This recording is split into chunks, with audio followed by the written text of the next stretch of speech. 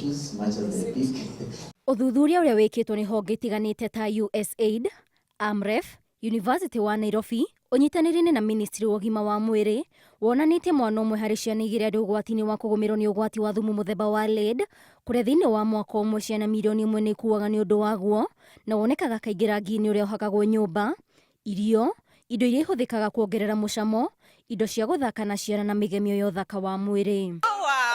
Mũthako ũyũ wa arutwo a University wa Nairobi ũratambũrũkia ũgwati ũrĩa ũngiumana na kũhũthĩra kana kũhutahutia indo ciĩna thumu ũyũ. There were traces of lead poisoning in her blood.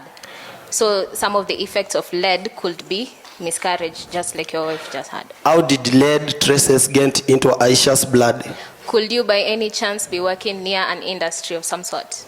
Yeah, I work at a battery acid industry. Yes, so if Aisha came into contact with your clothes or either through other methods, but mostly through your clothes when she's washing them, she could get the lead poisoning, which could cause the miscarriage. Riboti ya honge ici ironania ũgwati ũrĩa ũkũrĩire ciana maitho gwata andũ agima, makĩria mĩena ĩrĩa twarithagia na mbere iganda itiganĩte, kuona maumĩrĩra nĩ mwana gũkorwo na ũnyihu wa kũnyita maũndũ, na harĩ andũ agima nĩ ta kũrĩo nĩ mũtwe kana nda, thĩna wa mĩkiha, na kũrĩ mũtumia mũritũ nda no yume.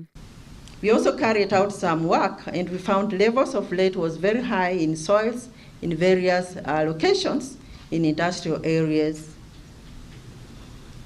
Then it's very common also to find workers eating with the work clothes, and this also contaminates even within their food that they are eating. Lead exposure continues to be a silent but deadly global health crisis. Kiumia gĩkĩ arĩ gĩa gũthomithia mũingĩ hathara ĩrĩa ingiumana na kũhutania na thumu mũthemba wa lead, mũingĩ nĩ ũretio gwĩthema na indo iria ingĩkorwo ithondeketwo na cuma ya lead, kũrĩa oho rũhonge rwa ũgima wa mwĩrĩ rũrĩtie gũkorwo na watho wa kũgiria lead kũhũthĩka, amu nĩ ũgwati ũrĩa mbere ndaya ũngĩcũngĩrĩria mĩrimũ itiganĩte na ikuũ. Only small amounts of lead exposure are needed to cause lead poisoning in our children, absorption being up to 5 times higher in children compared to adults.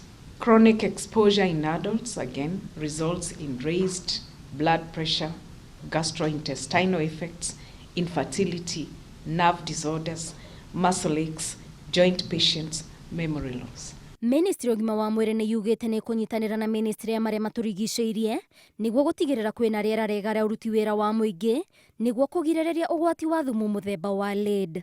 Ngĩribotera Inooro TV, njĩtagwo Waithĩra wa Nduati.